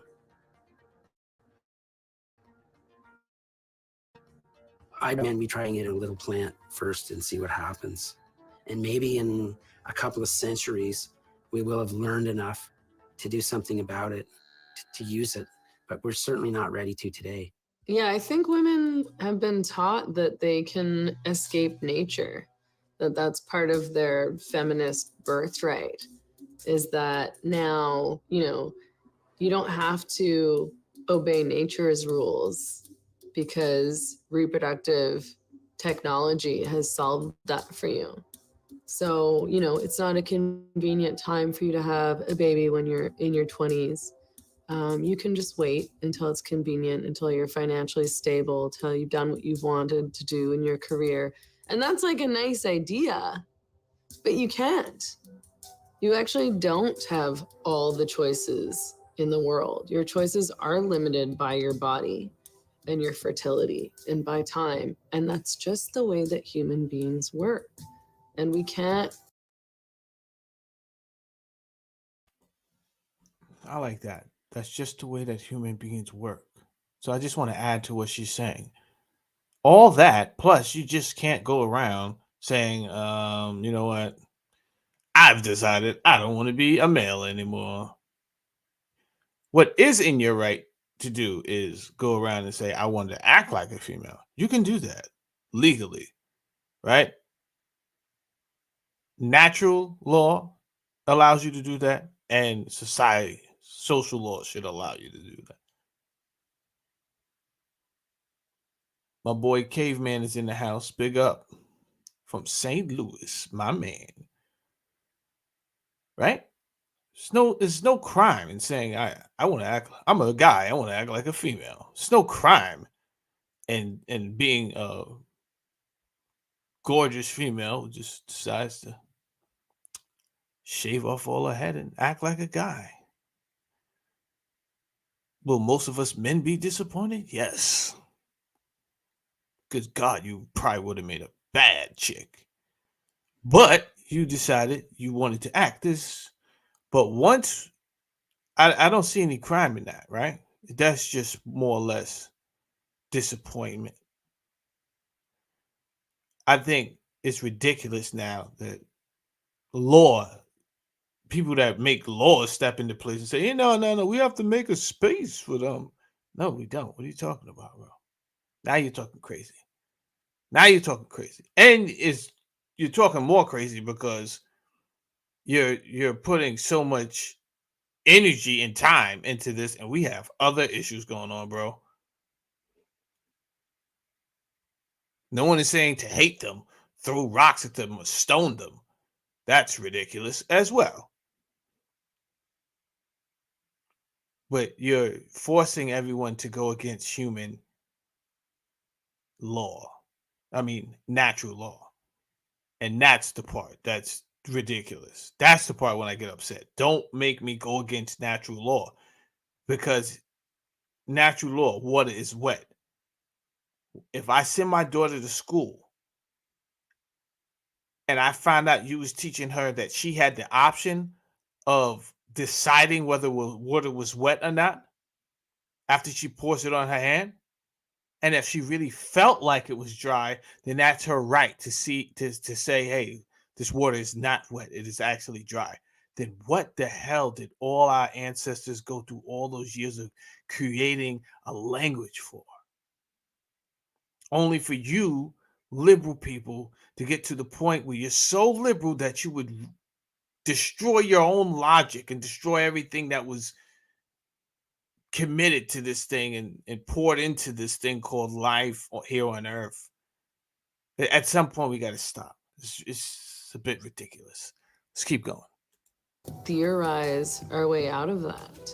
This idea that a child is my right very quickly gets us to the point where we see the child as sort of my property and possession. If we're engaged in a quality control project, when we first create the child, and the child doesn't then meet our standards, how is that quality control project actually shaped our attitudes toward the child? How does this notion that I have a right to a child, come what may, and I can do it and make it happen any which way that I want, regardless of the consequences, how does that shape our attitudes towards the next generation, from being one of an unbidden, mysterious gift that we are given, that we have temporary sort of custodial care over, but that ultimately, this is a distinct human being that needs to live his or her own life, to, a project of my own making, a sort of project of my own creation. The right to the child attitude is fundamentally, I think, about control. The eugenics and the transhumanist movement are fundamentally about control. And when you start talking about controlling not just the lived environment through science and technology, but controlling and reshaping human nature, human life, human genesis, what you're really talking about at the end of the day is some human beings' control over other human beings. Right? There's no other way that we can exercise control over other people than by controlling other people. I argue that that's fundamentally a dehumanizing attitude that will lead to abuses and violations of human dignity rather than to, a more enhanced or a more flourishing human society. It's crazy. We're living in a brave new world. There are things coming down the pipeline on the artificial intelligence front that are just going to make your hair stand on end. Elon Musk, he thinks that the world will be controlled by whoever produces the most functional AI system the fastest. AI is far more dangerous than nukes. Far. So why do we have no regulatory oversight? This is insane. Some of us are probably familiar with AI taken to a bad end. How many of us have utilized social media, posted something that doesn't fit nicely within the algorithm of whatever social media platform we're in, and all of a sudden we're censored or we're booted off simply because an algorithm says what you said is unacceptable? I was kicked off of Twitter in 2018, really for questioning gender identity ideology. I was speaking truthfully and unapologetically about the truth. A woman is a female, a man can't become a woman. This is basic stuff that Twitter determined to be hate speech. What's a man? What's a woman? Which is apparently nothing, according to Twitter. They never told me specifically what rule I broke. I know what tweets I was banned for, but they didn't tell me why those tweets were hateful. They weren't hateful, of course. But, that. I'm going to stop right there and I'm going to interject. We got to watch that type of talk. Who controls the narrative, right? Now, hindsight is 2020. I want you to play over in your head when that conversation started. What is a man? What makes a woman? Right? We can all go back to when these conversations started. But what might make it hazy is that so much was happening at this time. So much was going on.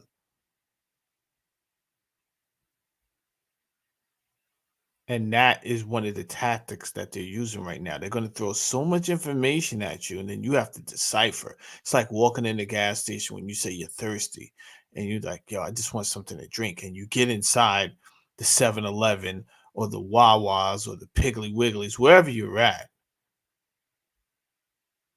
And the refrigerator has it's like 8 refrigerators of just mostly poison. No matter which way you go, right? You go diet, it's poison. You go traditional, regular, it's poison.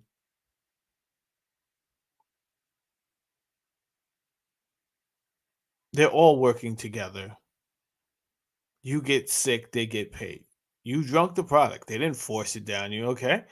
At the end of the day, you keep drinking that product, it's going to it's going to create some type of ailment in your body because of the unnecessary products that they're using to make that specific product and unnecessary ingredients.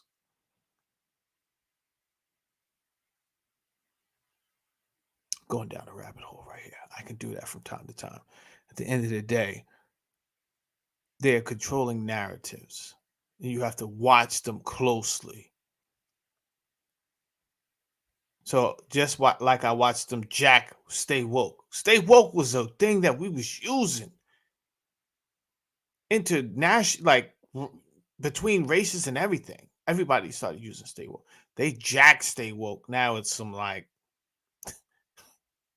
has something to do with the LGBT community. Surprisingly, I seen that coming, right? If you watch the flag of the LGBT community just morph into more colors and everything. And once I seen the black line in there, I'm like, what's the black line for? Wait, how do we get mixed in with this group? What? I just wanted civil rights, bro. I wanted to ride around to the Best Buy with my wife or my girlfriend without getting shot by the fraternity you guys call the police. That's all I wanted to do, bro. How did I end up and a fiasco and a conundrum with the LGBTQ community. Yo, it's like going to the store and coming back with magic beans. Like, yo, what happened? I sent you to the store. Yeah, I ended up in a protest. What? Ended up in a protest? How'd you end up in a protest? I don't know. I went to the store and I came out. It was just a group of people, and I was kind of like just moving along with this group of people. That was days ago. Exactly. What? That sent a message around the world that to say that a man is not a woman is hateful. And you can say, oh, it's just social media, Twitter's not real life, but it is. AI is not necessarily indifferent to us because AI can be biased. AI, it can absolutely be developed to see certain data as positive and other data as negative, dependent on who's doing the programming, exactly, what their views are of a given data set. And I was reinstated after being banned for 4 years, which is maddening because of the reasons that I was banned for, again, because Twitter is determining that speaking the truth is hate speech. But also, I'm an independent writer and journalist. This is the only way that I can access my audience, an audience that I can connect with other writers, other journalists, with interviewees. How I can stay in touch with people, how I can share my work, and therefore how I can make a living.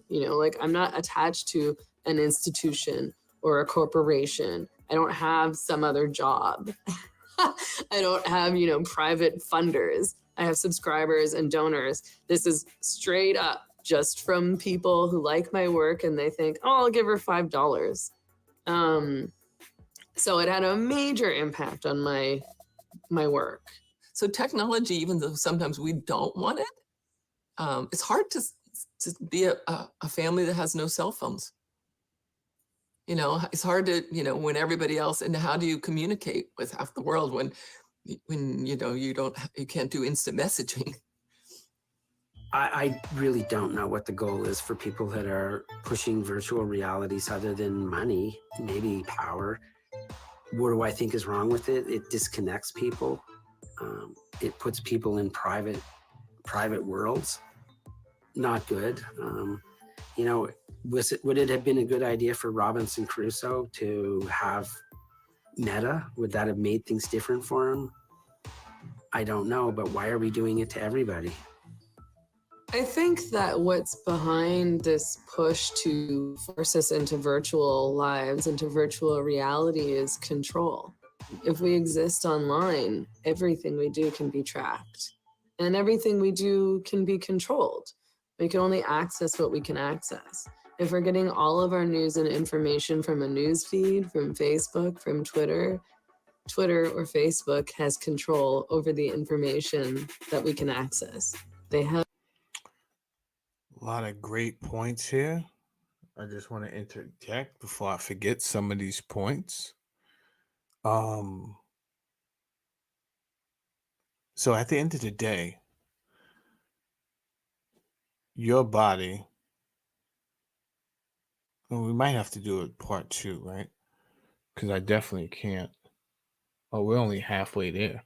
Yeah, and I can't finish this right now. So I'm going to do a part 2 to this. I'm going to rename this part 1.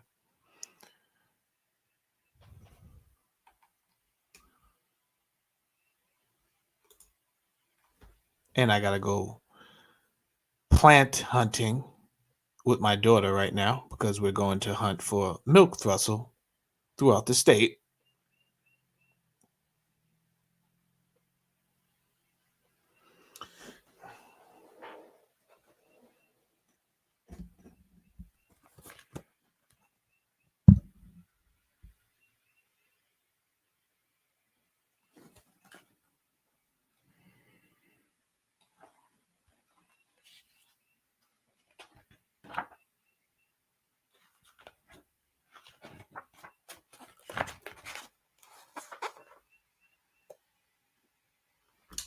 Milk thrustle.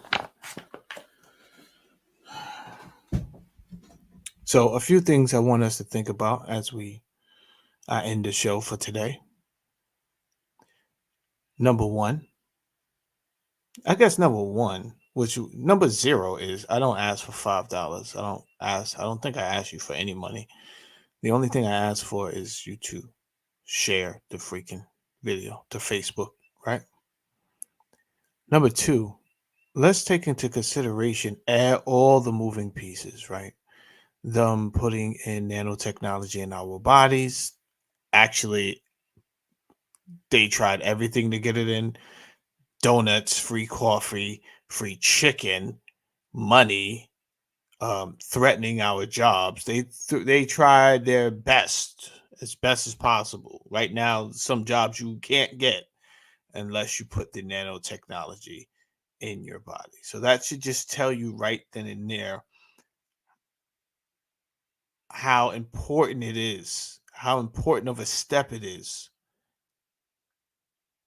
to get everyone on board. Give me a second. Money calls. Money calls.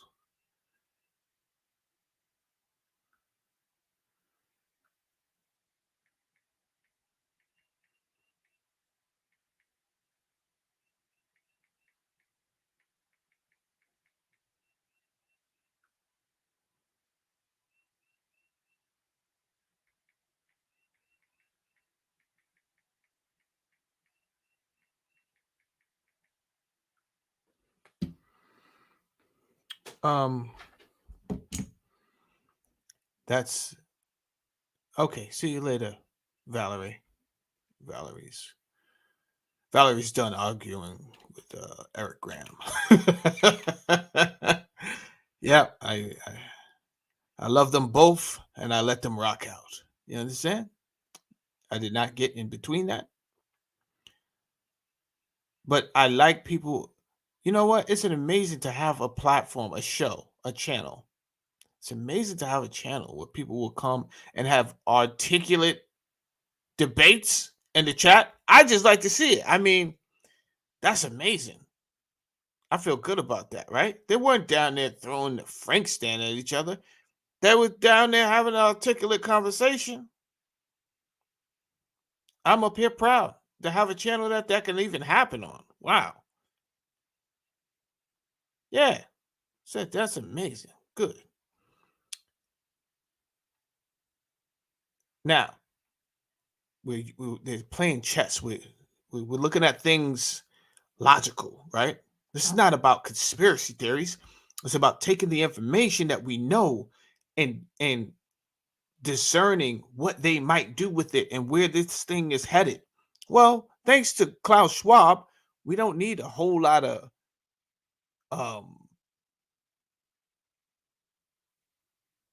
thinking about what if they could do this, what if they do that. No, he's told us, he's pretty much given us the path, the map pathway of where things are going to go. It's just a matter of you paying attention and applying it to your life economically or otherwise, right? Because there's a way for you to make a lot of money on these things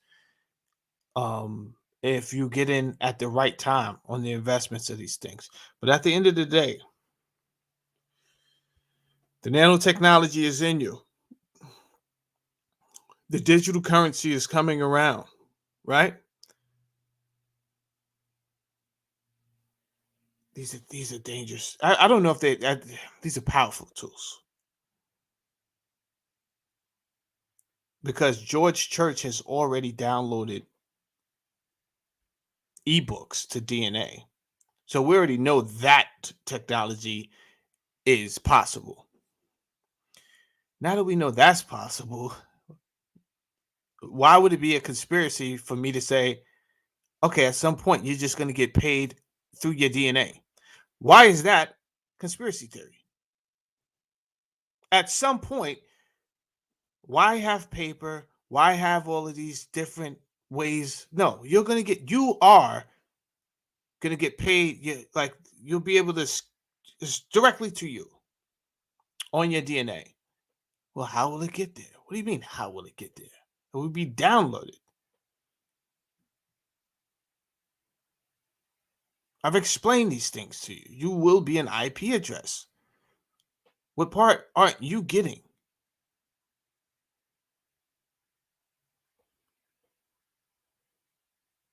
Right. So Splasher makes a great point, right? And the reason I had, hold up, before we get to Splashing's point, we're going to get to Splashing's point right now. First of all, Eric Graham had a point up there. And at some point, and if you're paying attention, now you see the government talking about aliens, extraterrestrial beings, us not being the only one on Earth, this, that, and the third. They're slowly going to bring in, right, reality that goes against your faith. Your faith will be knocked out. Not your faith in God. No doubt, Fox 9. I'm glad I was able to inspire you, bro. But your religion, they're going to attempt to destroy religion, right? There's a whole shift going on. I just want you guys to be prepared for by National Geographic. That's correct.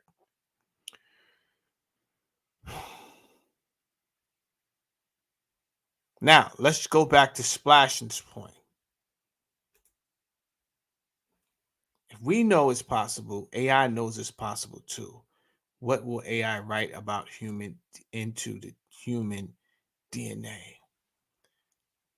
Now, AI right now don't even want me. I'm debating how long to keep this video up because this woman just said that her Twitter account was deactivated because of her opinion, right? She's not allowed to say a man is a man, a woman is a woman, and that's it. All of a sudden, AI says, well, that's hate speech. Whoa, that's hate speech? Why are they saying that? Well, they need everyone to be on board with the way it's called group thinking. That's what it's called. So eventually, some people, they're just going to, even though if they believe that, they're not going to say nothing. They're just going to be quiet, right? They don't want to get in the way. They don't want it to affect them. At this point, I think I'm used to my channel getting taken, so it's like whatever. Like the only reason I'm debating to keep this video up. They didn't catch me today, but what would they have a habit of doing is 4 days from now, just letting me know, yo, your channel, you said something 4 days ago, and we don't agree with that, so you got to strike. Oh yeah.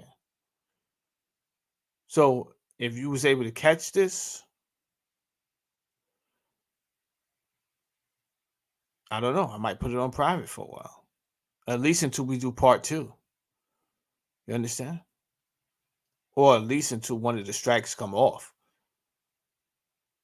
First strike is a week off. Second strike is 2 weeks off. And the third strike, you're done. So you have to wait for one of the strikes to fall off, which that's what I think Hassan Campbell is doing right now. He's just waiting for one of the strikes to come off, and then he's coming back. Because you lose all of it if you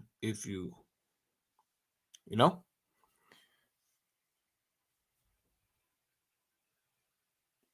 So that only makes sense for him to just chill out right now and then come back on. It's 3 months. And he'll be back.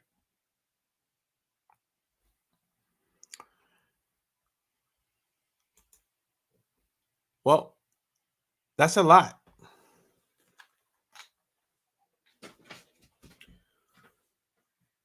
It's a lot to digest. I'm going to finish. Maybe next Sunday, we'll do part 2 to this and just finish out. But I had to start the show with some information that would bring perspective to what we were going to watch, right? So you don't think I'm up here just blurting things out, conspiracy theory of this and nah. It's not about being a conspiracy theorist. It's about having all the information. You have no idea how far down the road technically advanced they are. And because you don't, you just think that, oh, this is far fetched. You're talking crazy talk. Bambata Files. Me and Zeke Black was supposed to do a Bambata Files today, actually. And I'm going to talk to Zeke Black, and we might have a Bambata Files maybe tonight. I might do a Bambata live tonight because I spoke to Zeke yesterday. We never went over because he's like, yo, a lot of people calling him about the conversations we're having, and we need to talk about Malcolm McLaren and what he was pushing on those shirts, which is crazy. Like, I don't even know how you feel comfortable walking around with those type of shirts that he had on. A lot of pedophilia going on there. And then for him to get over to the United States and end up working with BAM, and obviously I'm just drawing a assimilation between the two parts. They're not the same. Not saying they were best buddies or anything like that, but there was. It's just strange that he was pushing that, and then you're accused of certain, allegations later on. And the big conversation that me and Zeke is having is you wasn't even pushing hip hop anyway. That wasn't even hip hop you was pushing, bro. That wasn't even hip hop you was pushing. That was your own sound that you was pushing, which is not regarded as hip hop. And my point, and I'll say this in the BAM files, is that personally, I think you was once you got a taste of that punk life and you got the punk crowd, you altered your music to cater to a more punk crowd, and it was some type of it was a sound that was universal, just like he named the Universal Zulu Nation. It was a universal musical sound versus what was created in the oppressive streets of Bronx, New York. And that's that. All right. My daughter's waiting outside my door right now so that we could go plant hunting and wish us luck. Hopefully, I find the milk thistle. Either way, this is what's going to happen. Either I'm going to find milk thistle or I'm ordering the seeds, which I already looked up, and I'm going to plant milk thistle in the backyard. I'll keep you guys updated on that. I just need to keep the beast away. The freaking deers out here are crazy. The bears are just waking up. I don't know who eats milk thistle, but I'm going to see what I'm going to do after that. After they grow, I might juice them. My biggest concern is I don't trust, because my daughter looked up milk thistle this morning. She's like, Poppy, you can buy the vitamins. I'm like, yeah, but I don't trust these corporations. You understand? They know why I'm looking for milk thistle. So what's to stop them from manipulating that and contaminating that? Ultimately, they want everyone to go to the pharmaceutical industry and beg them for healing powers. Everything we need to heal was put on this earth. That is why there's no other way to put it. So understand, when I say the white man, I mean the oppressive white man, right? Not just some random white man, not Eric Graham, my supporter. Whenever you guys hear me say the white man, I'm talking about the oppressive white man who will oppress his own kind. He's a different individual. But this is why He's running amok on this earth, and he's recruited. Don't think he's alone, right? The white man's mentality is that it's a mentality, but he's recruited. He's recruited black people. He's recruited Asian people, Latinos. So it's just not the white man alone at this point. It's people. It's human beings.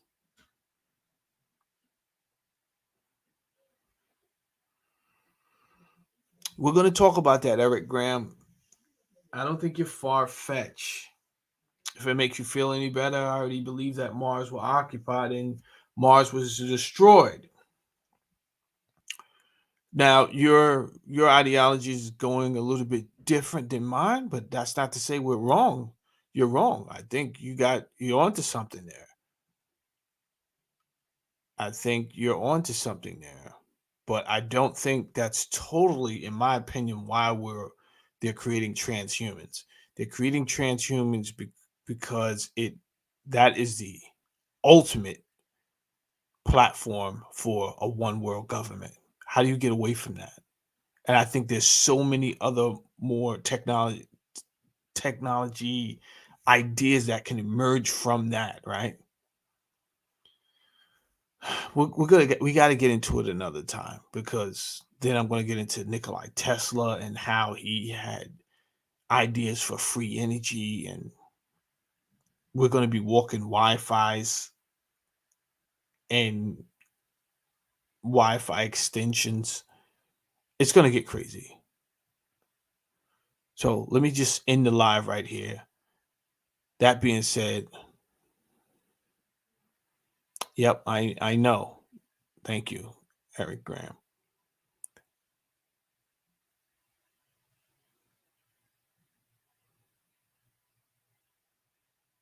All right, you guys go and enjoy your Sunday, and I don't know what's going to happen this week, so just be on the lookout for an alert. Nonetheless, if you don't see me this week, you will see me Sunday. You understand? That being said, please share this live to your Facebook as soon as we are done, if you have not done so. Peace and blessings, everybody. I'm your boy, Jamel Saladin. Have a good day. Thanks for rocking out with your boy. Blessings on your life. Peace.